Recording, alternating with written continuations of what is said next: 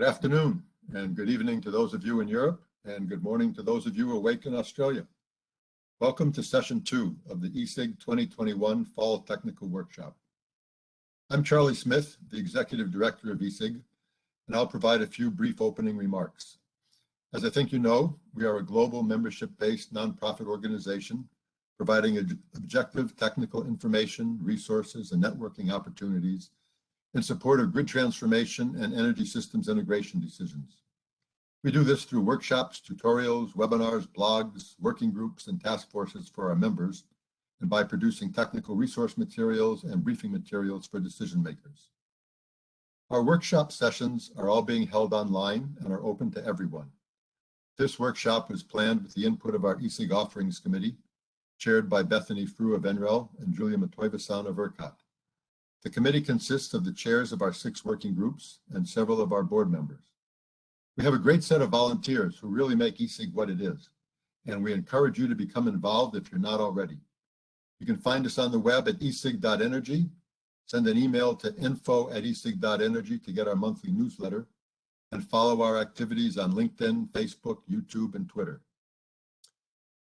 ESIG also serves a leadership role in the Global Power System Transformation Consortium, often called GPST, whose mission is to bring together key actors from around the world to catalyze a rapid, clean energy transition at unprecedented scope and scale. ESIG leads Pillar 1 of the GPST, which deals with the research agenda for the system operators. More information on GPST can be found at globalpst.org. In the workshop sessions this month, you'll see a range of issues that need our attention today. If you participate in our working groups and task forces, you'll be working with world-class domain experts on issues that need our attention tomorrow and will be on the agenda of our future workshops. As I mentioned a minute ago, ESIG is a membership-based organization, and this is why your membership and your participation in ESIG are so important. If you are the member point of contact for your organization, please keep an eye out for the annual dues invoice later this month. I thank you if your organization is currently a member, and strongly encourage you to consider joining if you're not. Regarding logistics for today, I would ask you to note that the session will be an hour and 45 minutes to allow a little more time for presentations and especially for Q&A and discussion at the end. We'll have 4 presentations of 15 or 20 minutes each in the first part of the session, followed by 20 or 25 minutes of discussion and Q&A after the last speaker. As we're doing with all of our webinars now, we'll be using the Slido platform for managing the Q&A. You should go to slido.com on your device and enter ESIG12 as the event code to ask your questions. Please be sure to indicate the person to whom you're addressing the question. The instructions are also at the bottom of the background slide for the webinar, and you'll be reminded by the session chair. You'll see a thumbs up button next to the question on Slido to allow you to vote on prioritizing the questions submitted. So please keep the questions coming during the presentations, and we'll address them at the end. We will follow up with written answers to any questions we don't get to during the Q&A. Recognizing the limitations of a webinar with more than 100 people on the lines will be muted. So again, we ask you to use the Slido platform to ask your questions with ESIG12 as the event code. We would also ask you, if you're comfortable, to identify yourself when you ask a question so we know who we're talking with. Today's session is titled Evolving System Planning Considerations, including DER. There's some pretty neat stuff happening around the world on DER planning, and this session will cover some of the latest thinking and developments from North America to Hawaii to Australia. The rate of change taking place in this area is rather unprecedented and is another aspect of the changing generation mix and customer participation, which are having a profound impact on all aspects of system planning. It's also interesting to note the increased interest in DER as a component of the system resiliency discussion. Obadiah Bartholomew, the manager of distributed energy strategy at SMUD, a long-standing member of ESIG, will chair our session today. Obadiah is the chair of our DER working group and a member of our board of directors. He's a familiar face to anyone who's been participating in ESIG for the past 10 years or so, and brings a valuable perspective and a lot of insight to everything that he does. He's a good friend and colleague, and I'm very happy to have him here chairing the session today. Obadiah, we appreciate your participation, and I'll now turn it over to you. Thank you very much, Charlie. I appreciate the opportunity to be here today with this panel and presenting to such a broad audience across the world on some really important topics around evolving system planning considerations, including distributed energy resources. We've got a great session for you today. We've got perspectives really from around the world. We've got Hiko Marchesano is going to lead us off, followed by Miguel from LBNL and Rich from Tabor's Karamenis Rudvich. And bringing us home will be Matt Armitage from AEMO. So I'm not going to delay much further in getting into this. Our first speaker is going to be Mark Asano. He is the Director of T&D Planning, leading the development of long-range plans and strategies to achieve 100% renewable energy, including significant quantities of distributed energy resources. Mark leads Hawaiian Electric's innovative integrated grid planning process that seeks to integrate system planning across the transmission and distribution system to meet evolving customer needs. So go ahead, take it away, Mark.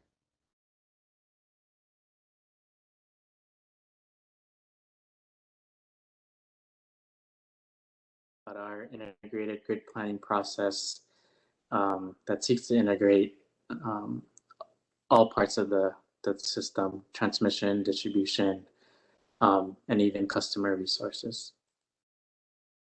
So just as a summary up front, in 2020, we achieved an RPS of 34.5%.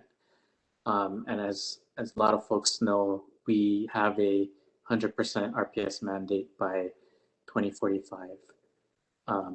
You'll see as of 2020, we have a lot of wind on our system from on the neighbor on Hawaii Island and Maui County, but a large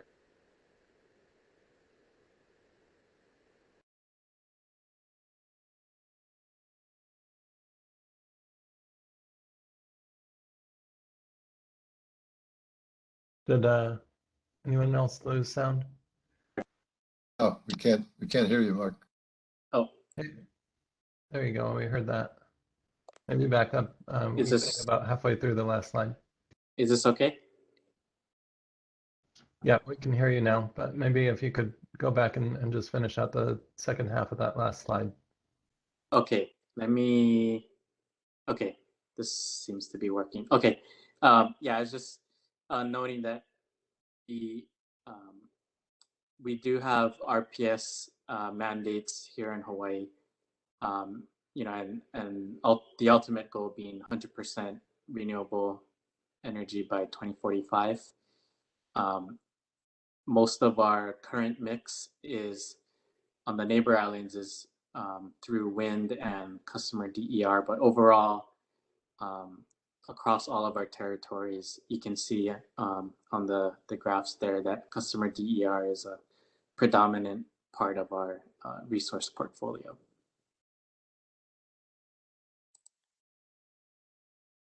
So we've been engaged in an integrated grid planning process, essentially our kind of version of integrated resource plans for the past few years. And through this process, we sought to identify the best solutions and options for customers in meeting those ultimate goals of 100% renewable energy. So first, to start out, before we get into the details, we developed these planning principles several years ago during our last power supply improvement plan efforts, and these are, some of the 7 principles that we use to help guide our decision making and how we go about conducting our planning. So renewable energy as part of our renewable energy goals, it will always be our first option. We want to ensure that this transition and transformation of the grid and the transition to a clean energy grid involves everyone, and we don't leave folks behind but we also want to make sure that when we make decisions, that we don't crowd out tomorrow's breakthroughs. We realize that there's going to be continued advancements in technology over time and over the next 30 years. So we want to make sure that we're not making decisions today that will lock us in and crowd out some of those future advancements, taking advantage of those future advancements. And I think as most folks realize, as they do their planning, there's never going to be a perfect choice. And so sometimes, you'll need to, in order to keep making progress, and you can't wait for all of the data information and to make a perfect choice.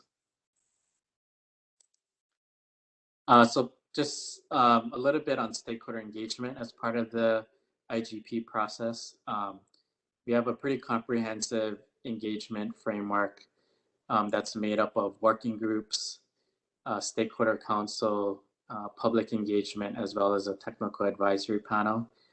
So with the working groups, when we first started out, we had a number of working groups focused on specific areas such as modeling and optimization, forecast assumptions, distribution planning, things of that nature. And it was really to, engage industry members and others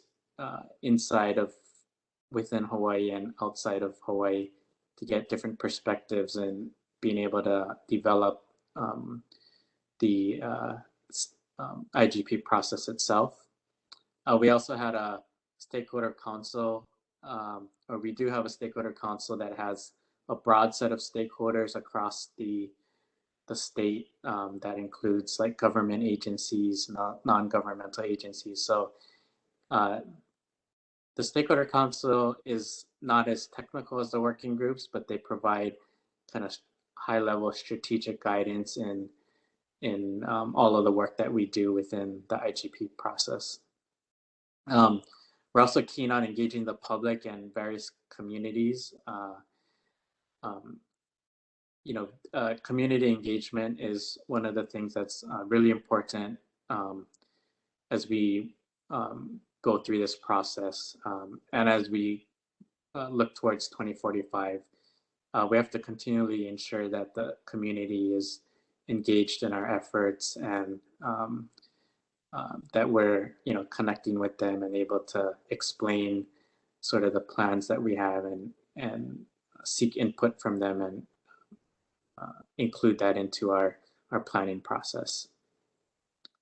And then we also have a technical advisory panel that is made up of technical experts within the industry.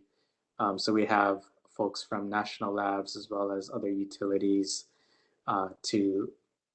because a lot of the technical work that we're doing, especially on our island systems, are sort of cutting edge, and there's some technical issues that we're trying to find solutions for that may be early in development, or issues that we don't often see elsewhere that we like to that we rely on some of the technical advisory panel to provide feedback and any recommendations on that analysis. So as part of the long-range planning and IGP process, there's a number of considerations that we take into account. It's not all about cost. There's these other factors and inputs that are factor into the long-range plans, including customer affordability, resilience, the renewable portfolio standard, reliability, carbon reductions, greenhouse gases, and community impacts, among other policies. So at a high level, this is sort of the integrated process the first step is sort of collecting data, getting perspectives from different stakeholders, developing the forecasts, inputs, and assumptions that I'll discuss a little later in my presentation. The next step is really when we run the modeling analysis to assess the system for grid needs. So taking into account all of the inputs and assumptions, we'll go through using a suite of models that evaluate the generation, transmission, and distribution systems. And from there, we'll identify grid needs.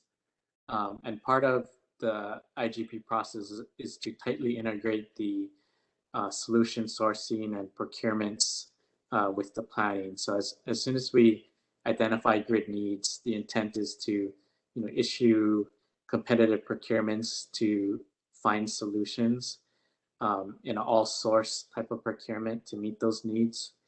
Not everything will be sourced through procurements. There's also programs and pricing aspects that we seek to also meet the grid needs. So it's really sort of a three-prong approach to identifying the appropriate solutions for the needs that are identified. And then in the fourth step there is when we sort of optimize the plan. So when we actually have actual program designs or solutions, project bids in place, then we can truly optimize the plan versus step two where you're using kind of proxy costs and resources. Now that we see what the market can deliver, we're able to better optimize the plan and come up with a near-term and a long-term action plan in order to meet our renewable energy goals. So in the analysis step, I believe is step 2 to identify the grid needs. We've worked with our technical advisory panel to come up with this analytical framework here, where we, like I was mentioning, in order to truly integrate all of the different elements of the grid, we use a suite of tools. There's not just one tool that can kind of do everything. So, it starts out with a capacity expansion planning. We use a resolve model to help us, determine what future renewable resources would be needed, to meet things like the RPS targets as well as reliability. The next step would be to take the capacity expansion outputs. So within the capacity expansion planning, we'll run a range of scenarios and sensitivities. And then from there, we can kind of make decisions on which plans kind of give us the most information or insight to move forward. And then in the next steps, we do a resource adequacy or reliability analysis within our Plexus tools, software tool. And then once we assess the reliability, to the extent that there's significant shortfalls in a particular area, that may warrant us to do another iteration back to the initial step. Once we proceed past the resource adequacy and we're satisfied with the reliability of the near-term and long-term plans, we'll do a production cost simulation to verify the operations, and that's where we can model things like flexibility of energy storage and incorporating some of the customer resources into the operations of the grid. And then finally, one of the most important steps for us is to do a network stability analysis to look at the system security of this, the resource plans that we've come up with. Here, there's been previous presentations, I think, through ESIG and other forums of some of the PSCAD and EMT type analysis that we've been doing with grid forming inverters.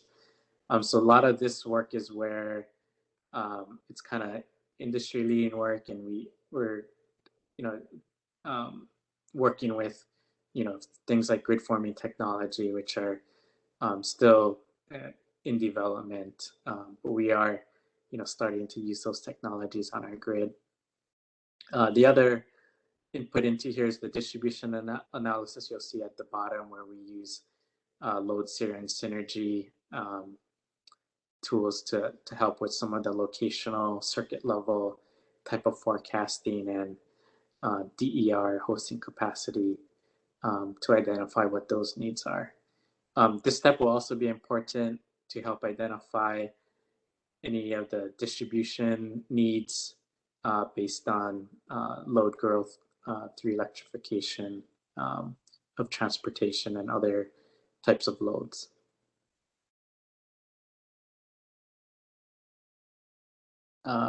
So as we just start to talk about distributed energy resources and how that gets integrated into our planning, there are a few key things that we are looking at explicitly here in our process. As I mentioned on the first slide, rooftop solar is a big component of our resource portfolio. 32% of single-family homes in our territories have rooftop solar, and increasingly that rooftop solar is being paired with battery energy storage. In the last several years, we've had our NEM successor tariffs in place that encourage energy storage, and we also just started a new program, it's called Battery Bonus, that encourages storage to be providing grid services to help reduce the evening peak.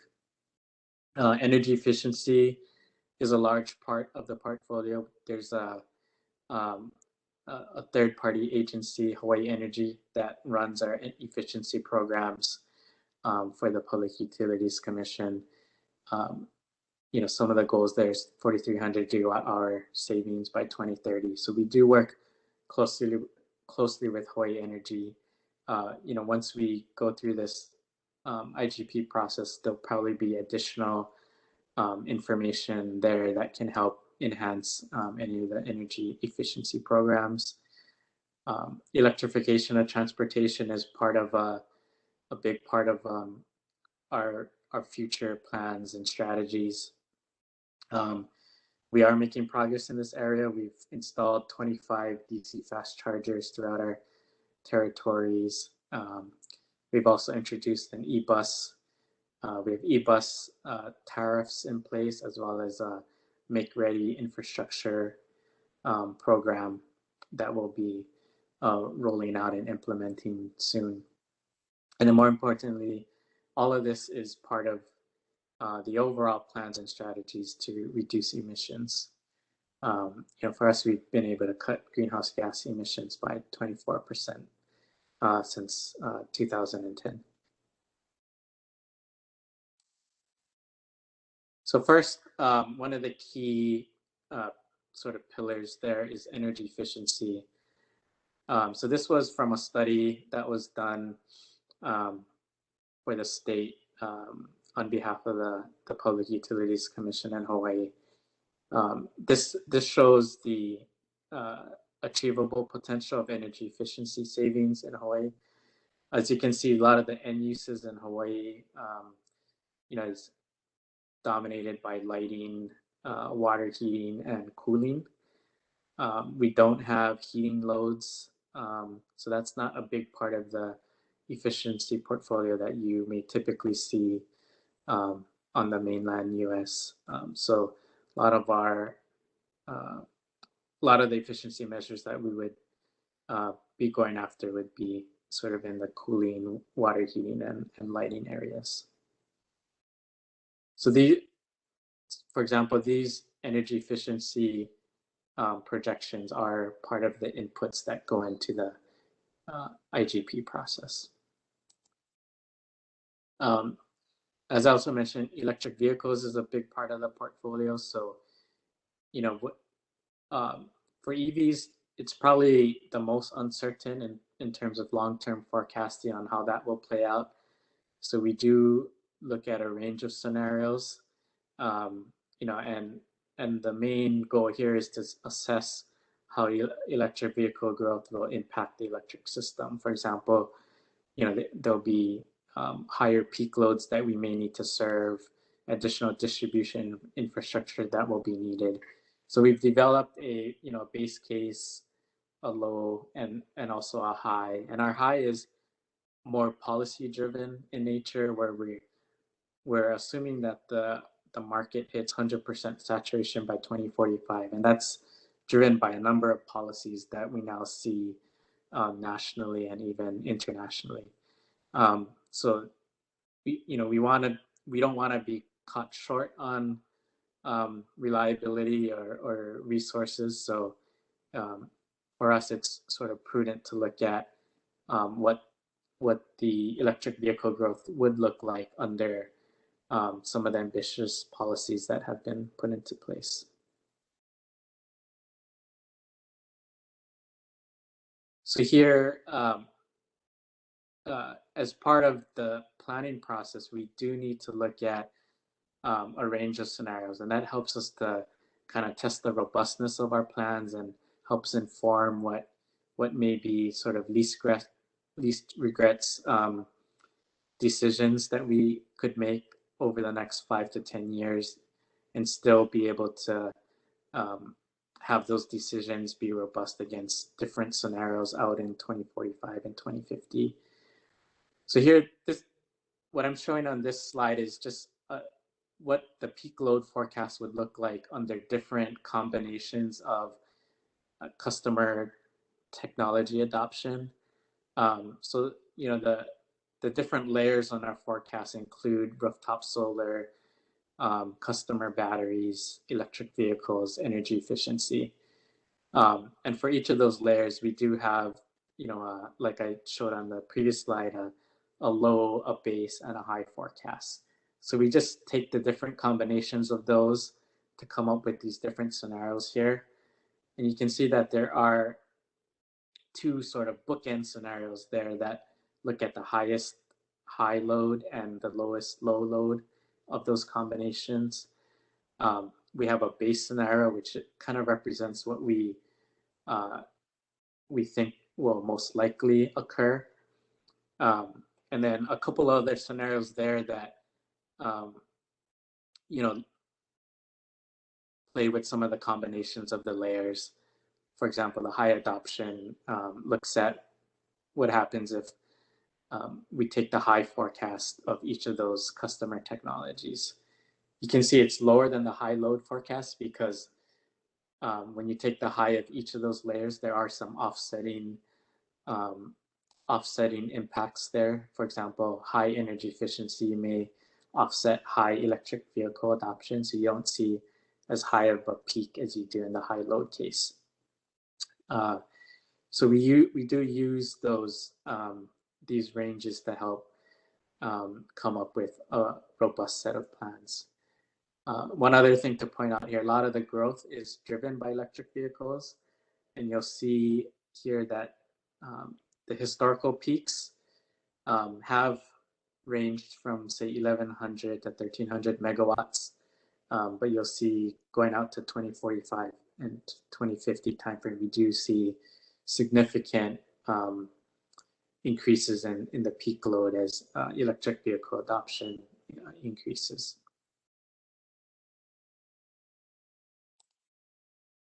So that kind of presents sort of the planning challenge that we're faced with in this round of our integrated grid planning. Here, what I'd like to show is, you know, when you consider the different DER technologies, there are some offsetting effects of the different types of customer technologies. And this is where we really see sort of the benefits of the rooftop solar and energy efficiency adoption. When we look at our underlying peak load, which sort of is just the natural load, not including any energy efficiency or any other of the customer technologies, you see our peak load on Oahu. This is just illustrative of 2050. Can be at around 1,700 megawatts. We'll see load reductions on the peak based on the energy storage adoption of customers as well as efficiency measures, and then that helps to reduce the peak around 1,200 megawatts.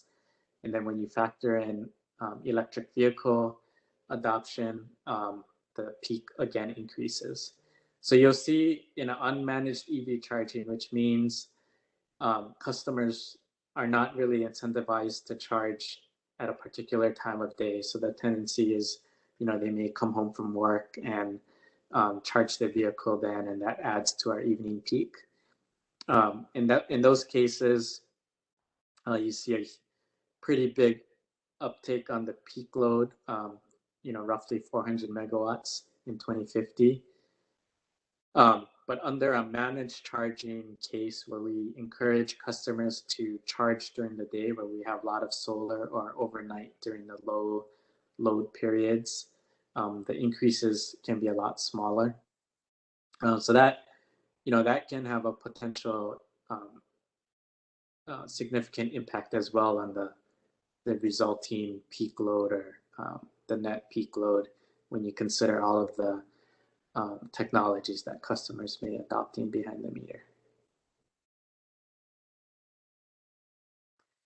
We got about a minute left. Okay, should be a couple more slides. So this is just kind of looking at it in a different perspective here. We took one of the days in 2050 and looked at what it looks like when you have unmanaged charging as well as managed charging on this peak day.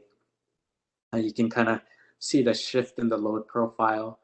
And then when you consider the battery energy storage and rooftop solar adoption by customers, you can see how that really can impact the load as well throughout the day, but even during the evening peak.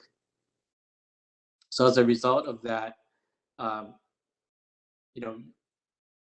when you put all of that together, all of the different customer technologies together, you'll see that in purple there's the underlying load in 2050.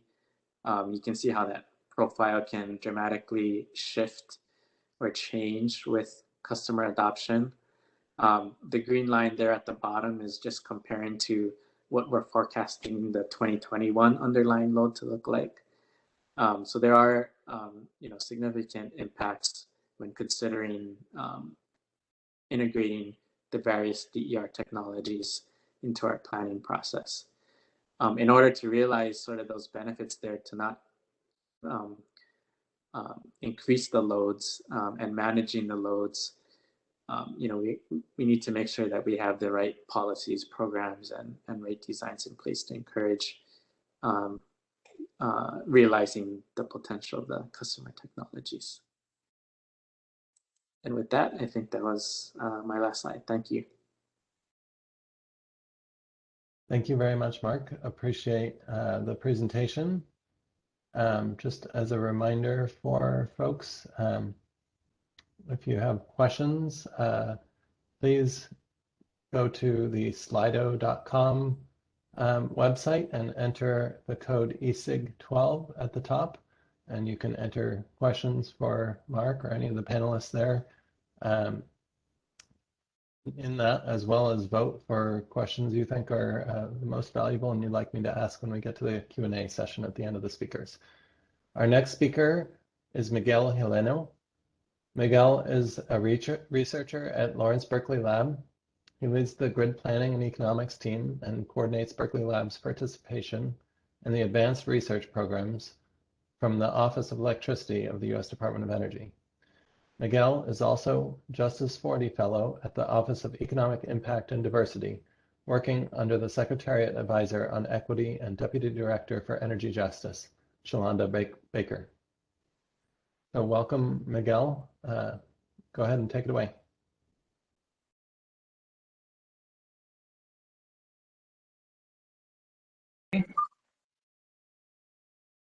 Can you hear me?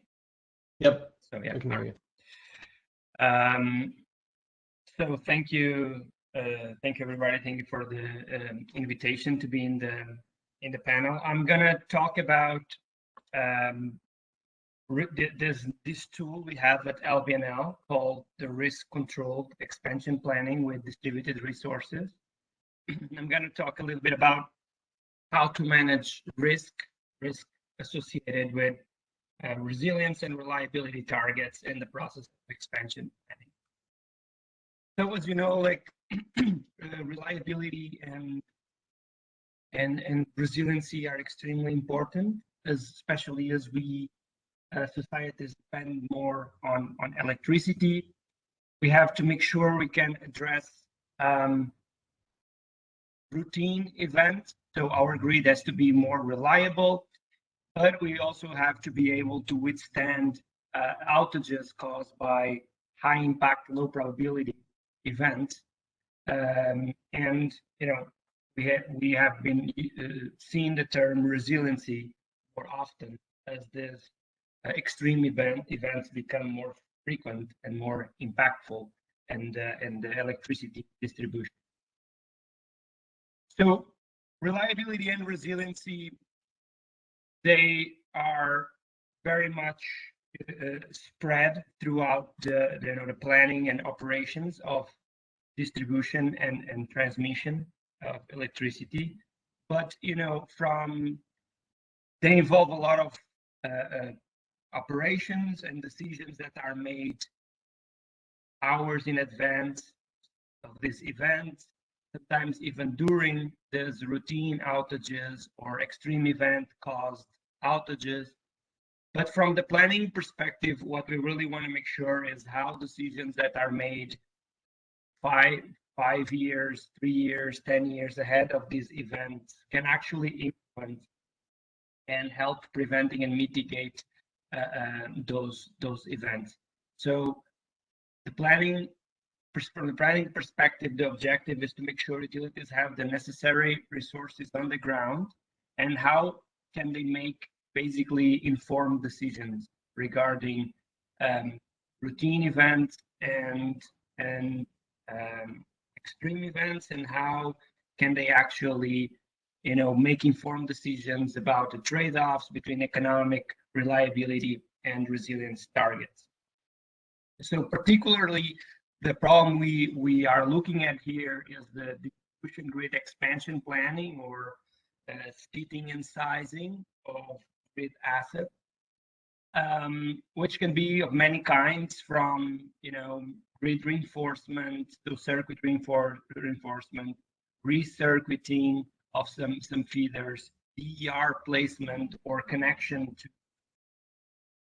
But when we are doing this exercise of placing DERs or reinforcing the grid, we can look at the outage probability. So what can happen in the grid? So typically the outage probability has a curve like this one in the right. And when you look at reliability, we look at the ability of controlling the expected value of this curve. Whereas when you look at resiliency, we look at controlling the tail of this curve, so where the high impact, low probability events are. So the events that are very rare and they are very impactful. So sometimes when we plan the resources to mitigate the expected value of this curve, is not the same as planning resources or planning solutions that address the tail of this curve. So sometimes each solution has its own reliability and resilience impact. And I show you this with a small example. So this is a case study we did with Commonwealth Edison, one of the partners of this project, where we looked at this feeder here on the right, which is a 4 kV feeder, small feeder with one single primary connection to the 12 kV. We looked at 10 years of historic outages from ComEd that are summarized here in this table. And we also looked at 6 types of potential extreme events that we model, like storms and floods, which are very common in Chicago area. And we evaluated three different alternatives, just as a simulation of three different alternatives of planning that are basically hardening solutions. So the first one was the one they actually approved. It was approved by the PUC. There's this one here on the bottom left called the final system, which basically consisted in hardening the south part of this feeder and operated at 12 kV here in blue and make another connection to a primary substation, to the primary feeder. We also explored another alternative, which is, basically hardening the north part of the feeder, mirroring the actual solution that was approved. And we also considered an integrated solution. Basically, this is a more expensive full hardening type of system. And then we run an evaluation of reliability and resilience. From the reliability perspective, we looked at the, average energy not supplied distributions. So here you have on the left side of the chart of these three alternatives, and we looked at the SAIDI and the SAIFI. And what we see is both basically hardening just half of the feeder, both north or south, actually improved the reliability. And we see a little bit of a better performance here in the distribution of the average energy not supplied. In the north alternative was a little bit better in terms of reliability. It's better in terms of reducing the frequency of failures. It performs a little bit worse in terms of the duration of the failures, but they're pretty equivalent. And when you look at the resilience results, so here we have in a logarithmic scale the risk of not serving the demand. So this is the distribution of the risk of not serving a percentage of the demand, and what is the demand that is lost in the worst case scenario. So if the most catastrophic sequence of events would happen. And what we can see is on the left, the north alternative and the final system, so hardening both north and the south of the feeder, kind of improves. They are both equivalent in terms of reducing the risk, but when you look at what had happened in the worst case scenario, the north alternative performs a little bit worse, because it kind of there is a small chance still that 100% of the load can be lost in the worst case scenario. So what this tells us is, although the north alternative was a little bit better in terms of reliability, it performs a little bit worse in terms of resiliency. And actually, the only way we could improve this is spend money and go to the combined system where it can actually have significant sustained results, both in terms of resilience and reliability. However, of course, there is a trade-off with cost. So that's exactly brings me to my next point. In this exercise of choosing what is the best solution, the best optimal portfolio of investments for the utilities, what you really need to do is to explore the trade-offs between reliability, resilience, and cost. And this brings us to our repair methodology. So what we do is we look at this problem as a stochastic optimization model, where we are trying, and I want to bring your attention to this objective function on the right, where you look at minimizing the expected value of the cost of outages plus the risk, the CVAR, the conditional value at risk of the cost of outage. And we use this lambda here that we call a risk aversion parameter that is chosen by the planner, where when we increase this lambda, we are increasing the risk aversion. When this lambda is 0, we are basically here just looking at the expected value of the cost. So looking at the routine aspects of the outages.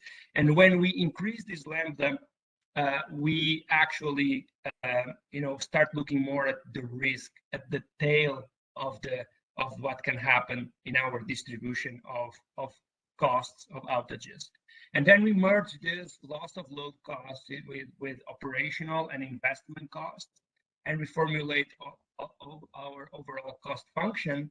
And we subjected this problem to the normal or steady state operational constraints, including, energy balances, load flow, and distributed energy resources limits and technical limits. And because this is because of these operational constraints, we ended up with a very large optimization model where we want to actually minimize the overall costs that are composed by annualized investments, operational costs, and loss of load. So we decomposed this. Our first approach was actually to decompose this methodology in 2 stages, where in the first stage, we have, we optimize the investments, and then we look into a second stage into what can happen in the many, many different operational scenarios. So the problem is this: operational scenarios can be very big, very large, because we need, to define a decision variable for each hour and for each outage that can occur in each hour of the year.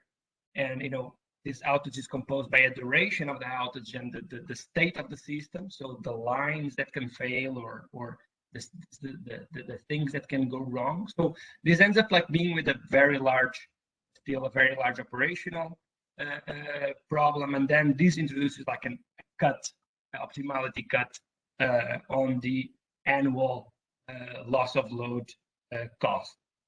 So, this works for relatively small systems, but we really wanted to scale it. And to scale this problem to be actually used in any utility planning, we came up with a methodology to reduce the complexity of this. So we know, in short, this is a little bit more complex, but in short, what we know is that if we have a failure, for example, here in the north part of the feeder, we know that the investments in the south part are irrelevant. They won't, any storage investment, any recircuiting that is done in a different part of the feeder is irrelevant to mitigate the impact of the failures in the north part of the feeder. And we know this is irrelevant regardless the characteristics of the failure, regardless the time and duration of the failure. We know that the investments in the south won't make any difference at all. So the way we look at this is in fact, there is a subset for each investment. For each investment, there is a subset of relevant states of the grid that these investments can impact or can reduce or can mitigate. So what we do is actually, we do this based on, with an investment solution, we analyze these different states, and we write an equation where of the loss of load as a function of this investment, of the net load, and the duration of the event. So what we bring is we introduce a constraint into the overall problem that depends on the state, on the relevant state of the grid for each investment, a duration, and the net load at each time. So there is no variable involved here. So with this, we can reduce significantly the complexity. So basically, we take advantage of the particular, these works, or basically we can reduce complexity here if the number of candidate investments is small enough comparing to the number of outage scenarios and the dimension of the system, which is actually, what in reality utilities planning is. So you have, when you submit a plan to the PUC, you have already a very defined number of possible investments. There's a reduced number of possible investments, and your grid, your operational constraints are very big. So this actually proves to be optimal in this scenario. I'm going to just finish my presentation with a small example and how this works. So this is a test feeder, 13.5 kV with 54 nodes and 50 lines, a 7 megawatts peak grid. Here we considered more than 1,000 scenarios of routine failures and 100 scenarios of high impact low probability events. These scenarios are actually very rare. They happen once every 70 years, whereas like the average routine failure of each line is once every 2.5 years. These extreme scenarios take more than one line at a time. They actually take significant portions of this system out, and we consider as candidates a combination of new lines and line reinforcements. So we consider like 22 new lines, but also distributed generation placement. We considered 4 types of battery nodes and 4 types of distributed generation candidate nodes. They are here, the nodes for batteries and the nodes for DG. So when we consider the risk aversion that lambda equal to 0, basically only considering reliability, only considering the expected value of the cost of the outages when doing this planning exercise, this is the result we get from our optimization model. So we actually get, the placement of a battery, one natural gas distributed generation here, 800 kilowatts, and 12 new lines. When if we increase this lambda, our risk aversion policy to 0.5, we are now looking both at the expected value and at the tail, at the risk component of the cost of outage. So we are looking more at the resiliency, at the more rare events. And when you do this, our solution completely changes. We have now a little bit of more lines. We have 17 lines now. We have the same distributed generation here, the same unit, 800 kilowatts of a natural gas unit here. But what we really see is an increase in battery placement. Not only the overall storage value changes, but also the placement of the storage.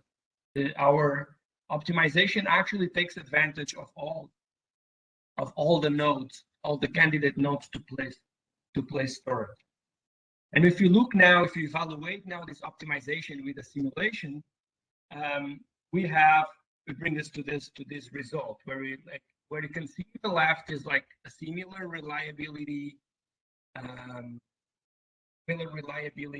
results that we see before, and what we see is like, even with the lambda equal to 0, even when we look at the expected value of the cost of outages, we already reduce significantly the reliability, so the SAIDI and SAIFI. But we still have, this is the worst case evaluation here on the right when you look at the resilience results. The real improvement in the resiliency occurs when we actually bring lambda to 0.5.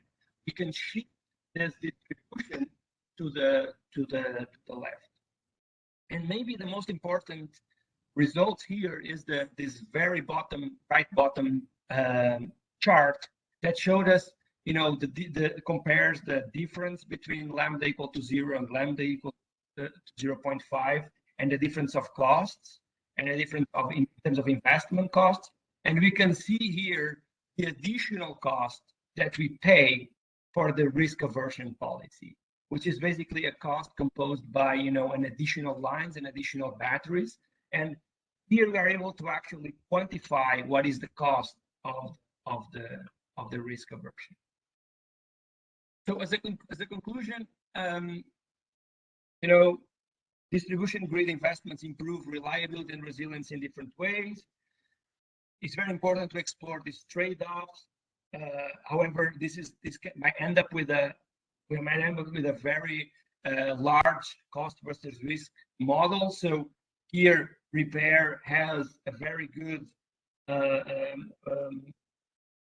way of reducing the complexity of this problem.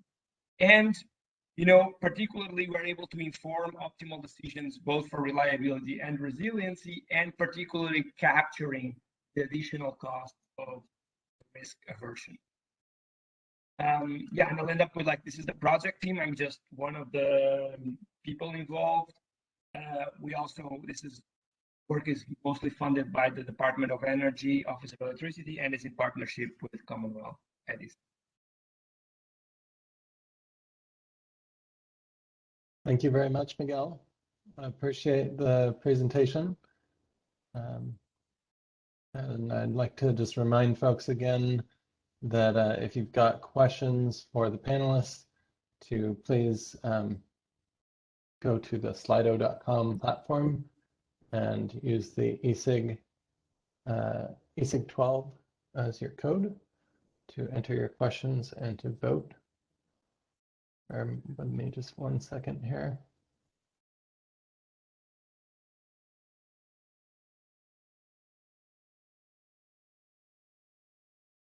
Our third speaker today is going to be Rich Tabors.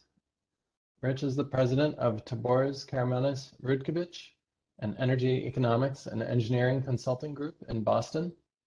He was a research director and faculty member at MIT from 1976 to 2005, and again for 2013 to 2014. So please go ahead and take it away, Rich.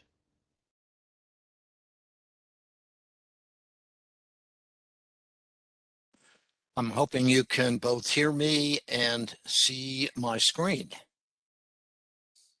I can see you now. Not quite seeing your screen yet. All right, hold on. Let's punch that button. How's that? That's looking better. Go ahead. All right. So what I'd like to do is present and talk through a project called Stochastic Nodal Adequacy Pricing. And we're developing it as it's kind of a market-based platform at TCR in Boston.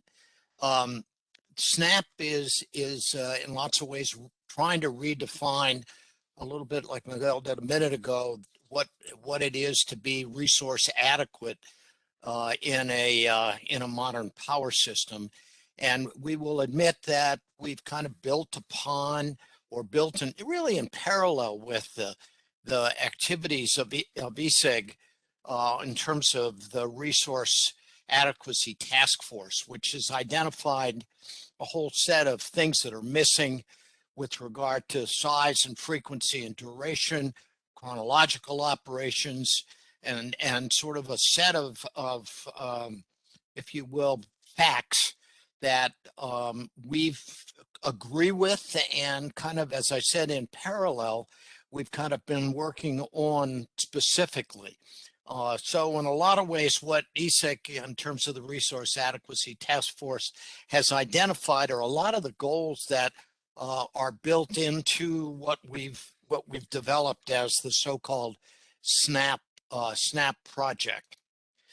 So the project team is a strange one in some ways. So I'm going to go with that as a startup. But TCR is the lead organization. Newton Energy Group, that my business partner Alex Rudkovich heads, is the second one involved in it. And Newton Energy Group, along with Polaris, where Russ Philbrick is, who most of you I think know, is the that's the developer group that has a cloud-based software system called Analytics, and that becomes critical as we go down through this discussion. I think more unusual probably is the fact that we have as a tight business partner in this The Weather Company, which is an IBM owned and operated weather forecasting company, and I'll come back to that in a multiple times to kind of make it clear why that's an issue. And then MISO in this case is our case study zone that involves and has Long Zhao working with us very closely under Jessica Harrison's oversight, if you will. So the SNAP project is really a stochastic project. It's ARPA-E funded, and its goal is really to probabilistically measure the operational uncertainty and economic risk to calculate individual contributions to system adequacy, and at the end of the day, to produce a nodal adequacy pricing structure. Something that, in a sense, if you want to think about it, is an element to LMPs. But think about it as saying, okay, it's LMPs, but I'd like to do it I'd like to have a value in LMP that really reflects the resource adequacy probabilistic position at any point in time. And so the key attributes are it's stochastic, it's nodal and hourly, it's market-based in the sense that the way the math is set up, the demand side can set the price. So in a sense, it's actually a demand side price setting for the value of lost load. It's comprehensive.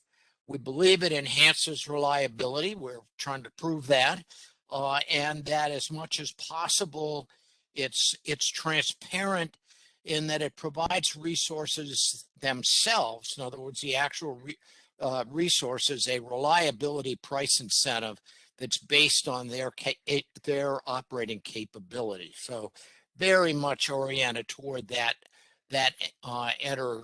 piece of the world. So if you think about what is SNAP relative to traditional resource adequacy, probably the first thing that pops up is temporally RAs, resource adequacy, are frequently and generally looked at on an annual basis for future years going out. SNAP is daily, looking, at a 1 or a 3 or a 5 day time window ahead under those circumstances. Whereas the traditional uses long-term weather forecasts and weather conditions, SNAP relies on modern weather and science, and I'll say more about that, to be able to develop probabilistic, basically short-term weather forecasts, and uses probabilities that can be empirically validated. Major issue on this one. So, on a traditional, you may run 1,000 Monte Carlos. We're going to be looking at being able to run between 10 and 100,000 Monte Carlos combined with the probabilistic weather forecasts with generation and transmission. But we're going to do that hourly for a day ahead or 3 days ahead or 5 days ahead. We're going to be looking at reliance on validated models. So we're going to be using security constrained unit commitment factors in it and running OPF on the physical networks. We're going to be looking at and are looking at evaluating and monetizing contributions of each generator, demand side resource, transmission asset under those circumstances. And because we're doing at a nodal level, the mindset is that this is combined with LMPs on a nodal basis to put a value on nodal resource adequacy. But as you'll see, it's a probabilistic structure, not a deterministic one under these circumstances. What makes this work? What makes it work is that we're using probabilistic weather as a primary contingency in structuring the overall project and in structuring the mathematics that makes this work. So what is a probabilistic weather forecast? Well, kind of got to take a step back for a minute and say, basically, that IBM, the weather company, has developed a methodology that goes well beyond what you think of when you lift up your iPhone and hit the button that says what's the probability of rain, of sunshine, and so on an hour-by-hour basis for tomorrow. Essentially, that's the collapse of a very significant probability-driven methodology for getting weather forecasts. And what we're using is the raw material that finally ends up being that one value that you see on yours. That raw material is really the result of 87 different numeric weather prediction models and the ensembles of the weather models that are then an input into the IBM forecasting systems. And essentially the ensembles are varying assumptions about initial conditions, the physics of the models, and the ensembles in their raw form tend to be slightly biased and under-dispersed. So first thing that happens in terms of the IBM folks is that they correct that raw ensemble using a Bayesian model method to get rid of the systematic errors and to spread out, if you will, the dispersion of the forecasts themselves. Because in terms of what they want, and what we want, is to be able to look at the tails of these forecasts, not the mean value. In other words, you're trying to look to see what's the probability of things going wrong under these circumstances. The next step is the rearrangement of the individual values so that you rank order the raw ensembles to create 100 synthetic weather system scenarios through the use of a system that IBM didn't develop but has been able to bring into the structure called ensemble coupling quartile techniques. And what you get out of that is a probabilistic forecast where each of the 100 scenarios that's being developed is equally likely. So you think about it and say, okay, I now have 100 equally likely scenarios for the next hour or the next hour tomorrow. So hour ending 13 tomorrow. And so the predicted outcomes have been spread in such a way as to deal with the under dispersion of the weather models. And the variables then are internally consistent with each other in space and time. So each one of these scenarios has internally consistent, spatially and temporally, wind data, rain data, temperature data, and so on. That allows us to say, okay, this is their probabilistic structure. So the forecasts are created then on demand and out for 15 days at any location. So the story is we're able to ask IBM to give us weather data at specific locations and the weather data that we need for those locations.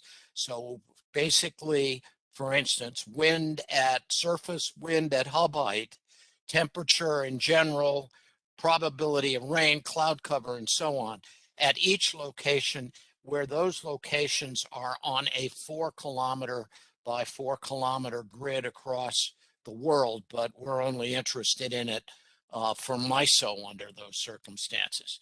So looking at this picture, you're taking 100 scenarios, you're calibrating those, and you're coming out with, at the end, a probability forecast of each of these individual variables.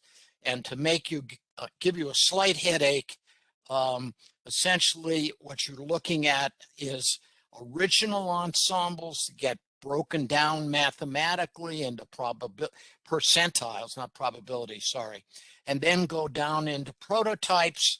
And out of that, then we can take scenarios, 100 of them, each of which is equally probable, and that becomes an input into our modeling system for SNAP. What does that look like for MISO? Well, for MISO, what it means is that we are downloading each day for each hour of the next day more than 2,000 locations within MISO that cover every one of the METAR weather stations, every individual wind site in MISO, every individual PV site in MISO, and the weather for the centroid point for every city and town in MISO with a population greater than 20,000. So again, we're pulling hourly information that we need for 100 scenarios for each location within MISO for all of these particular spots. It's a lot of data, and it's going. We started collecting it as soon as the project began, which was back in September, October. We had a little glitch in it. So by the first of the year, we had the glitches worked out. So from that point forward, we have essentially been building our own history. So we're building our own history now to be able to go back and estimate against, find interesting periods to look at to prove the theory, and so on.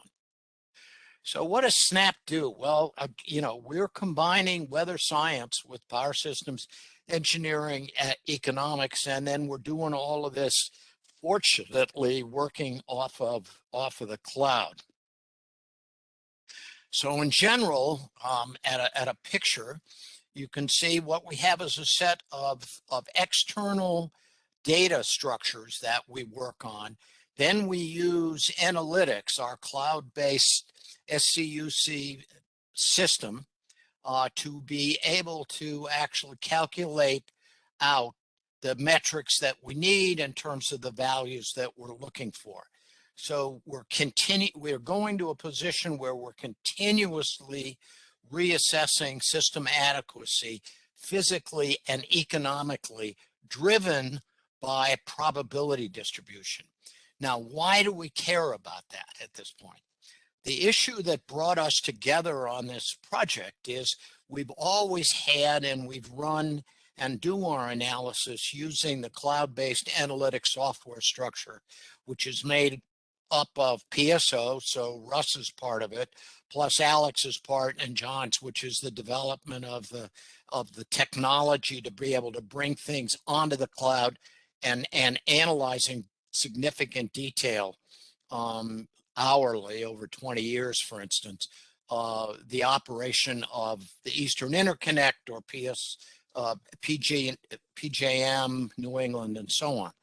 What we brought to that then was by bringing in the weather, it means that we're now able to handle the probabilistic part of the three things in the electric power system that we argue are driven by weather. So the wind output is driven by weather, the photovoltaic solar output is driven by weather, and to a very large extent, load is driven by weather.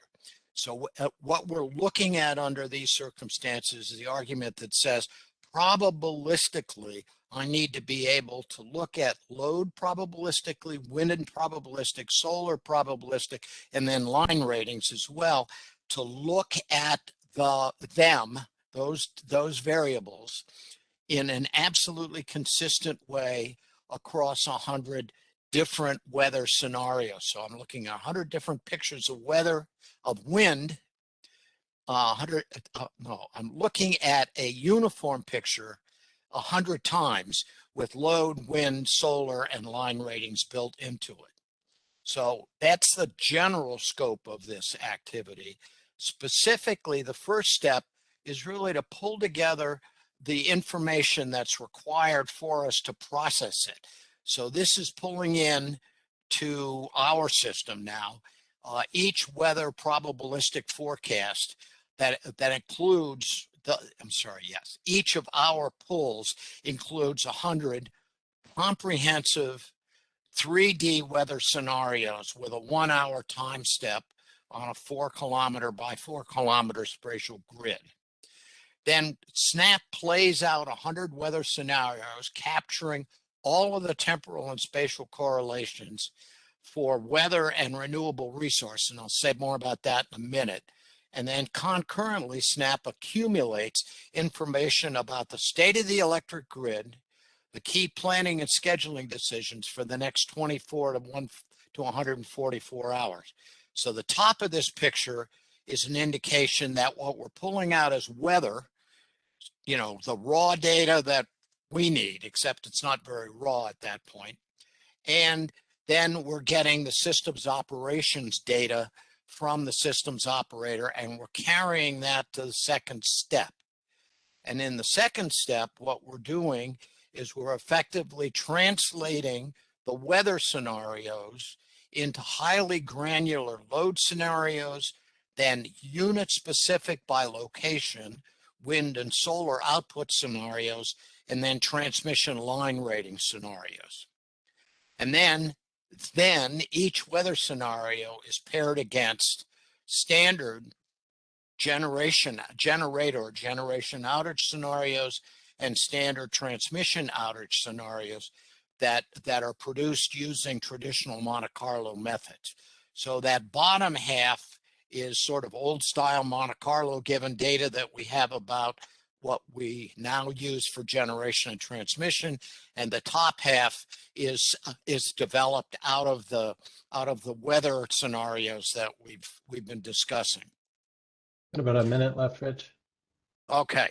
Then the third step is to really work through the scenarios and be able then to with each of these analyses to be able to handle and do using PSO and an OPF structure, the output that feeds into our metrics and data analyses as step 3, and step 4 is in the SCOPF calculations.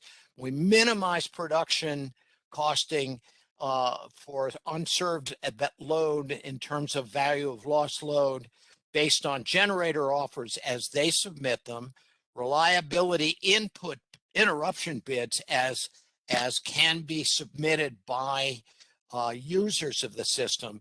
We figure we'll be running about 100,000 SCOPFs plus Monte Carlo scenarios played out for each hour.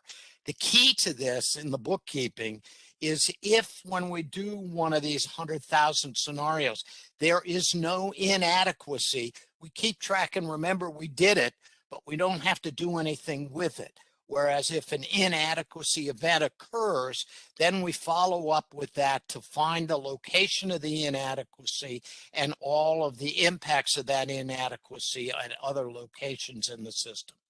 And then we calculate at the end loss of load, you know, the standard EUE, LOLH, LOE, marginal unserved energy, but we do it at a nodal level and then calculate adequacy prices and resource adequacy payments, which are the two sides of the things that we are looking at for generators to receive and customers to pay under those circumstances. So the anticipated benefits or SNAPs are long-term benefits and savings in investment cost in generation and transmission, short-term and benefits in terms of reduced cost in scheduling operating reserves. And with that, I will stop. Thank you very much, Rich. Appreciate that presentation. We're going to go to our last speaker now, who is going to be Matt Armitage. Matt is the manager of DER Market Integration and has been with AEMO for over 7.5 years with previous experience in the planning and forecasting and future energy systems teams. Please help me, or please welcome Matt.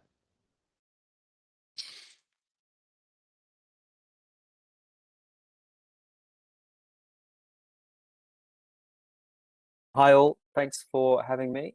I'm just going to share.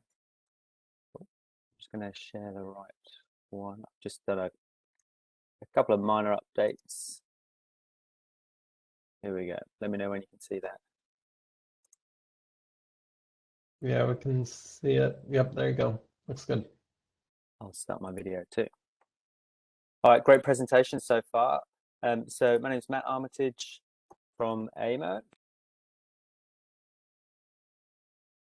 Before I get going, in Australia, we acknowledge the traditional owners of country throughout Australia, and particularly where I am on the land of the Boonwurrung people of the Kulin Nation, and recognise their continuing connection to land, waters and culture, and pay my respects to their elders past, present and emerging. So a little bit about AEMO. We are the power system operator, the independent system operator, and we're also the independent market operator on the electricity grids on the East Coast, the national electricity market, and on the West Coast, the wholesale electricity market. We're owned 40% by market participants and then 60% by the governments of Australia. We've got a whole variety of things that we could talk about in this session. So I picked out a few of the key elements going on in Australia at the moment. So as you probably are aware, we are one of the world leaders in household PV per capita. So this chart shows kind of peak system demand and then the percentage of peak demand that distributed PV contributes. And you can see that South Australia and WA are right up there in one of the highest rating areas in these terms in the world. You got Queensland here, the whole broader NEM on the east coast of Australia over here. So we have over 2 million PV installations. That equates to about 40% of homes in South Australia, Queensland and WA have PV. So it's very high penetration. So I've got a couple of charts here showing some recent records being broken. So springtime in Australia is record-breaking season for minimum demand.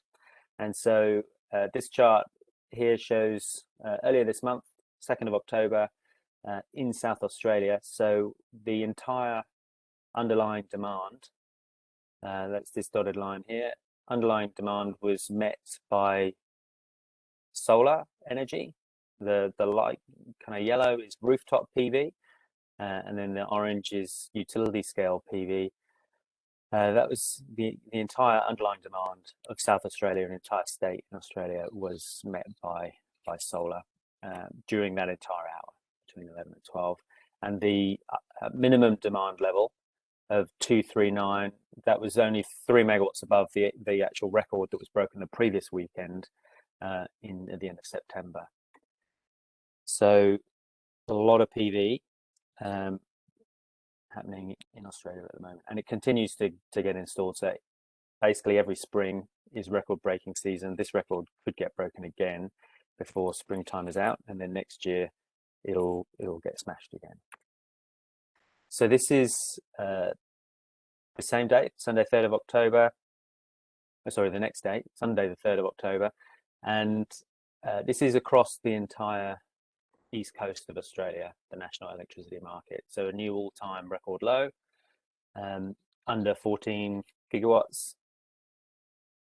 And you can see the proportion there that's met by distributed PV. So about 34% of underlying demand across the entire of Eastern Australia.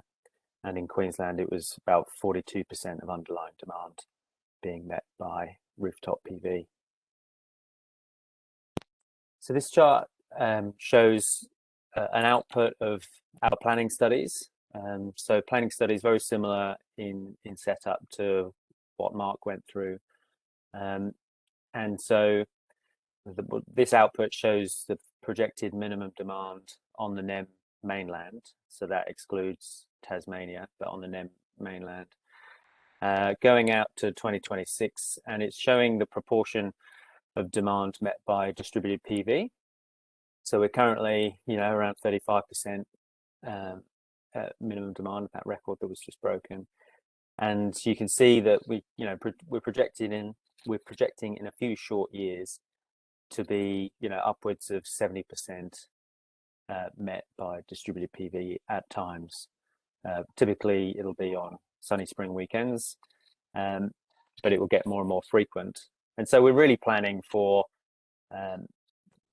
times when pretty much the entire of the grid of the underlying demand could be met by distributed PV and DER before the decade is out. And we're forecasting an extra 9 gigawatts of distributed PV to be installed by 2025. So it's very, very popular, and we need to plan for it. So this next slide is really showing some of the key considerations that we are working through at the moment in our planning processes. So one of the big things that we've recently done is improve DER ride-through standards. So we have just gone through a 2-year process to upgrade or update AS477.2 2020, which comes into force in December this year. That really contains some requirements around ride-through of system events, and it's intended to reduce the disconnection of PV during system disturbances. We found that there's been examples during system disturbances where quite a proportion of distributed PV has tripped off, and so in order to plan for that and to kind of mitigate those risks, we have to make sure that sufficient frequency reserves are able to manage those larger contingencies. So if a generator trips off, then we're expecting a proportion of the local PV to trip off because of a voltage disturbance might shake them off, and so that basically exacerbates the original generator trip. So we have to have sufficient frequency reserves to make sure that that's managed.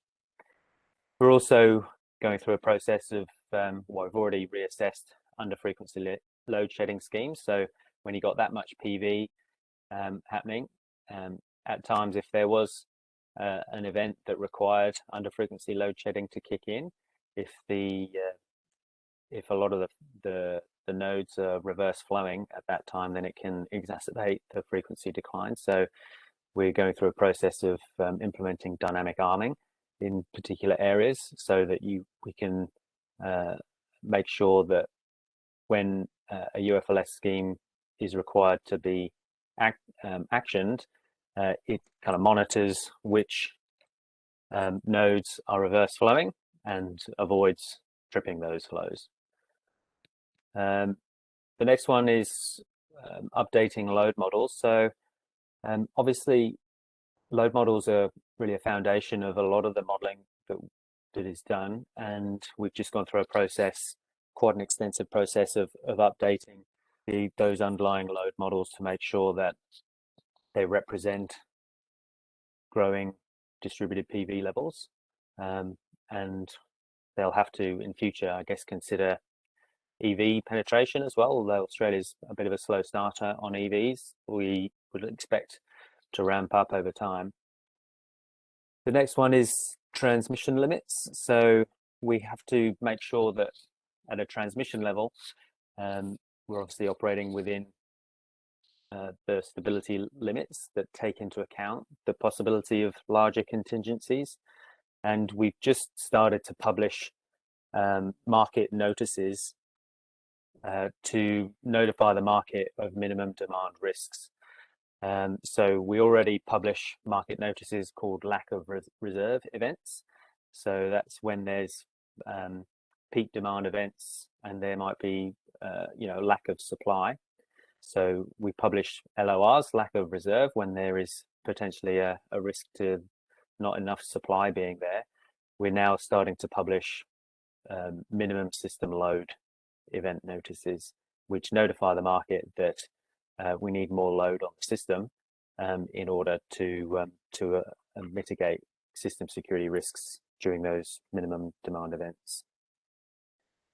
And also we've got a fairly new concept that has been trialed successfully and is being rolled out now, which is distribution, how we consider distribution network limits, through use of something called dynamic operating envelopes. So an underlying requirement of this is that the customers move from a static connection agreement where they might only be able to export 5 kilowatts from their connection point at a residential level per phase, but those static limits are reducing. So in some areas you're not able to export, so there's 0 export limits for some customers in some areas already. Changing that to dynamic connection agreement, where basically the customer DER device hooks up to an API interface from the DNSP, the distribution network service provider, and they receive an operating envelope that can be updated dynamically, so typically once a day, and that can increase the amount that they can export for most of the year. 95% of the year or more, they can actually export up to 10 kilowatts, and so you're increasing the utilization of the network. But during those minimum demand and peak PV events, the DNSP is able to send out a signal to reduce the PV exports dynamically to potentially 0. So that's a critical development that is kind of in the process of being rolled out, and it's a good news story because it allows customers to install bigger systems potentially, and to keep installing PV to their preferences. But it just makes sure that during those minimum demand periods, we've got a way to manage and coordinate the PV. So this is an example of how that was actually implemented. So it's a generation shedding event during a minimum system load event. So it was in South Australia in March earlier this year. And at the time, there was a planned outage of one of the circuits on the Hayward interconnector. That's the main interconnector between South Australia and Victoria. So because there was this planned outage, if there was a trip on the other circuit, then we would be unable to operate South Australia securely if demand was lower than 400 megawatts. So basically, AEMO instructed SAPN, the South Australia Power Networks, the distribution network service provider in South Australia, we instructed them to maintain load above 400 megawatts and to implement it within 30 minutes. And so a few things enabled SAPN to take some action. One of those is that they have kind of SCADA control on any system over 200 kilowatts. So they're able to directly curtail anything over 200 kilowatts. From September 2020, all new distributed PV systems under this kind of smarter homes regulation must be capable of receiving a remote signal to disconnect and reconnect. And so there's about 50 megawatts of capacity that's been installed since that time. And so on this event, SAPN exercised that dynamic operating envelope, or that capability to switch off those rooftop PV systems. They also exercised the SCADA control over the larger systems, and then they also used enhanced voltage management, which is really just bumping up voltage in order to shake off PV in particular areas. So that's probably the least preferred method, but that's what they needed to do. So that's an example of putting those dynamic operating envelopes and those other capabilities into practice. So the next thing I'll chat about is a demonstration project that we're just finishing up now called the Virtual Power Plant Demonstrations. It's something that we've been running for the last couple of years. There's a lot to talk about in the VPP demos, but I'll come on to some of the learnings that have fed into our planning studies in a moment. But just to summarize, we set this up so that we could test and learn and test how VPPs can deliver contingency frequency control ancillary services. We, in allowing them to deliver those services, we got them to share operational data, so real-time visibility of how they're responding to energy price signals. And we used all of this data to learn how to change regulatory and operational frameworks. So we had 8 portfolios across 7 different participants across every mainland state in the NEM, and it totaled about 31 megawatts across about 7,000 customers. And off the back of that, we've learned a lot about how VPPs respond to energy price signals, and a lot of that's feeding into our planning studies.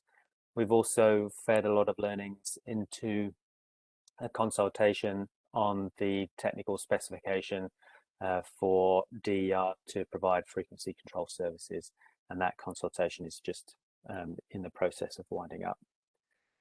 So what did we learn that can feed into planning studies? So we run what's called integrated system plans, very similar to integrated grid planning in other jurisdictions. And I'll just go back. And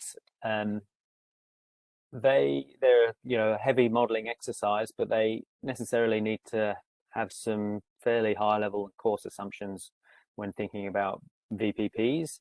So in the previous ISPs, basically they assume that a proportion of batteries installed are associated with VPPs, and they then assume that those VPPs operate in the market and are optimized with perfect foresight to maximize their benefit to the system.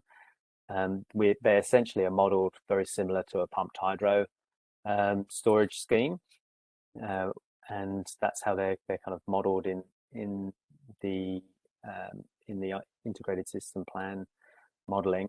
And then all rooftop PV is modeled as uncurtailed. So what we've learned from the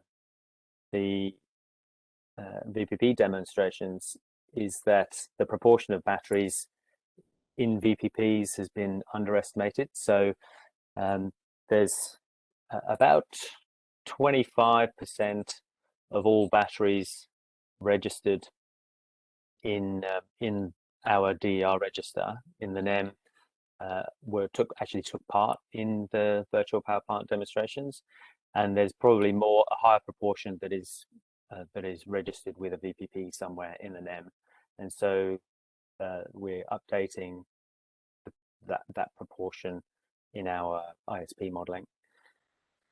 We also observed how VPPs respond to both high and negative price events, and actually during the demonstrations it was probably smaller than what is assumed in the modeling. So the modeling assumes they're optimized with perfect foresight to get the most benefit. So it basically assumes that they respond to pretty much every event, whereas we learned that not all VPPs respond the same way, and VPPs respond to some events but not others.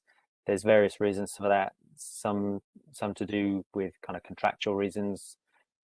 They might have limitations on the amount of events that they can use their customers' their customers' batteries or DER during. And so, this chart is an example of, on the left, one VPP responding to a high price event very, very clearly, and that same event, another VPP didn't respond at all, just had the normal, self-consumption algorithm working. And so, so that is being updated in our modeling. Although when we interviewed the VPPs, they basically all said that they're looking to improve how responsive they are. And so over time, you'd expect the VPPs to get better and better at responding to more and more price events, either negative or high price events. And also dynamic connection agreements could actually increase both the size of systems over time and the exports of PV over time, over the course of a year, but actually reduce their impact on minimum system load events. So that has to be considered in the modeling as well. About 1 minute, Matt. Okay, sure. Last slide or two. So this is just a very brief slide about Project Edge, Energy Demand and Generation Exchange. It's a new project that we've just stood up. We're collaborating with a DSO in AusNet Services and one or more aggregators. And it's testing what we're calling a DER marketplace, but that marketplace has kind of three core function sets. It's the integration of wholesale services, an efficient way to share data, and efficient ways to trade local services through the DER marketplace. We've engaged Energy Web Foundation and PICE to facilitate the marketplace. If you want any further information on that, fire through to the website link. It's a really interesting project covering quite a lot of interesting stuff.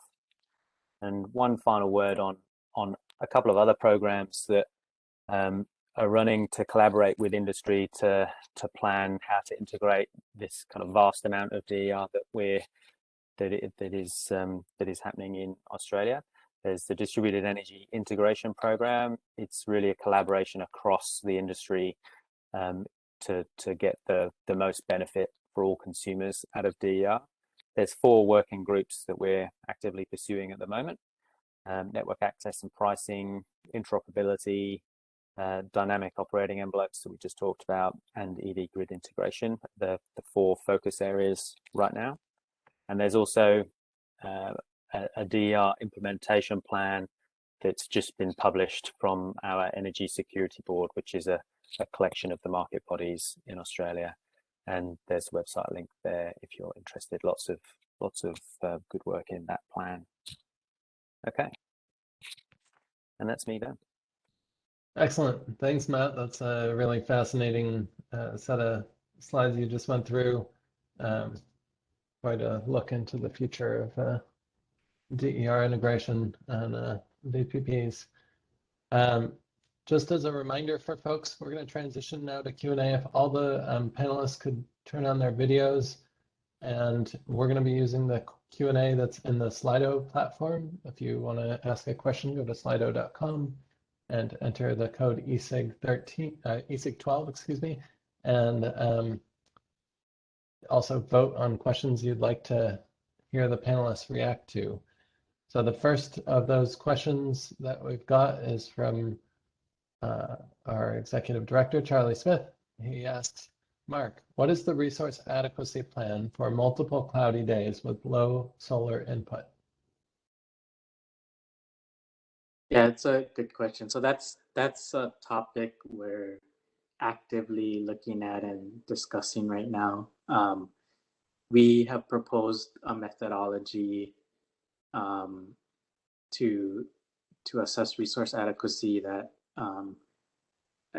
it's similar in some respects to what you see elsewhere in the industry with planning reserve margins and ELCCs, but we've come up with a slightly different method that we call it hourly dependable capacity and an energy reserve margin. So essentially we're assessing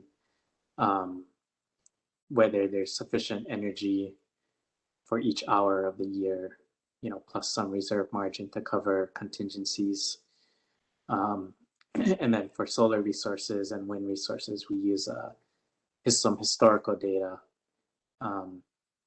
to determine what the dependable capacity is. So it's sort of a discount on a normal production profile. Great, thanks, Mark. Let's see. Our next question, also from Charlie, is to Miguel. Could you discuss the manpower and data intensity of the process? Any plans for commercial use anywhere? Yeah, so this is in my opinion, the fundamental one of the fundamental questions here is actually to make a planning tool that relies heavily on optimization available to utilities in different that use like different tools, different data sets. This is exactly what we are doing now. It's understanding how this can be rolled or rolled into like some sort of commercialization plan or for this type of tools. In terms of data, I think it depends a lot on the tool, on the what utilities already have. For example, in the case of Commonwealth Edison, they have a system where they record all the outages, and that is geographically resolved. And we can use that information as an HTML file that you can read through it and like through all the historic of outages. We use their SIME model, so repair is already like we take like the feeder loads and the feeder and all the feeder information to the SIME, redirected from SIME. So that is particularly fast. But yeah, that's some of the utilities don't have this information very well organized, so that can be a challenge for sure. But we are just to finish that, we are looking also to have more experiences with utilities, where now most of our work has been with ComEd. We have another demonstration going on with a utility in Alaska, but we are open to like other utilities that want to come and work with us to demonstrate how repair could be useful in other environment or systems. Great, thanks. And maybe a follow-up question that's related is, could you discuss the manpower and data intensity of the oh, sorry, that was the question I just read. I didn't see the first part of that responded to. So, okay, the next question that I've got here is from Russ. He asks, Matt, how do you manage or expect to manage surplus generation from distributed PV? Do you have the control capabilities? And if so, how do you allocate curtailment? Thanks, Russ. It's a really great question that we're thinking a lot about at the moment. So we're getting a lot of occasions where there is excess distributed PV, and during those times, wholesale price goes negative. So there's an incentive for other generation to turn off, or for load to come on to take advantage of that negative wholesale price. But we are certainly looking to develop the capability to coordinate PV to turn it down and to curtail when appropriate. So we don't have that everywhere. Like we have that in the new systems going into South Australia, and it's something that AEMO doesn't control. We basically send a signal to the distribution network company, and then they send the signal to what's called a relevant agent, so a customer agent that then is actually controlling their PV and can curtail it if required. How do we allocate curtailment? That's a really great question because it comes down to the dynamic operating envelope. So how do you calculate the dynamic operating envelope? Do you calculate it on a equal basis, on the kind of says every site can only have a certain amount of export capacity during a particular period, or do you make it proportional depending on the size of their systems, or do you just think about the network utilization to maximize the utilization of the entire distribution network? So yeah, all great questions that we're looking into in various projects, but in just coming back to your kind of fundamental question, yes, we're getting the control capability, and we're looking to exercise that when necessary, but through the control hierarchy of us sending a signal to the distribution network and then sending a signal to a customer agent.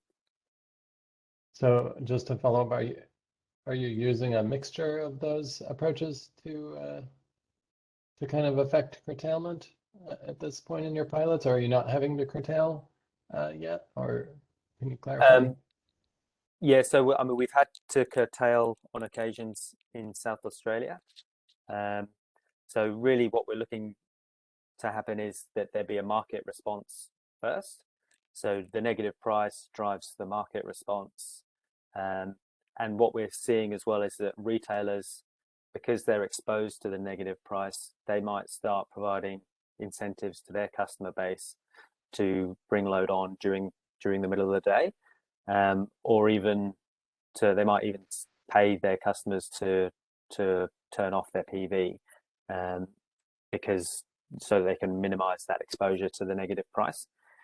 So we're looking for the market response first, and we publish that kind of market notice to say that we're in a minimum system load event that's hoping to drive the market response. And then if there isn't enough market response, we'll do another minimum system load notice too, and then we send out the signal to the distribution network to basically curtail. Great. Thanks for that response. Well, we're about 5 minutes over, but we've got a bunch of questions still in here. I want to ask Rich a question that's tied for the lead right now, just to get him in the mix as well. So, and then we may wrap up with this question depending on how long the response is. I'd like to wrap at least 5 minutes before 2. How does Rich, how does the 1 to 5 day snap analysis timeline align with much longer timeframes for bringing online new capacity resources? That's a good question. Essentially, the 1 to 3 to 5 day lineup is really focused in the same way as an energy only market lines up for long-term capacity types of decisions. So it basically is giving you the information as to what your probabilistic revenue recovery for the capital side, right, for the resource adequacy side will be, but it is not a capacity market, to say the least. Although that's essentially what you're replacing. That's essentially what you are replacing under these circumstances. So the question is, how does it line up? I'm going from having something that might be a capacity market that, oh, by the way, at the moment doesn't work very well, to one in which you essentially have an actual market where the value of the asset goes directly to consumers, and that value you recover as an investor. Okay, great. Thank you for that nice and tidy response. So we do have a couple more minutes, maybe for one more question for Mark. How do you handle DER visibility? Do you have direct monitoring of DER production, or do you have to simulate expected behavior? That's a good question. We don't have direct visibility right now. We've been working on that with the industry. Currently, we have a combination of, I guess we rely mostly on forecasting, solar forecasting, weather data to determine what the output of the estimated output of the rooftop solar is at any time. Okay, great. And I'll go ahead and ask one more question.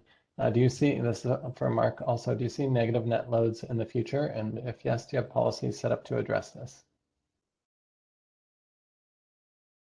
Yeah, so I mean, because we're an island system and each of the islands are not interconnected to each other, we do have to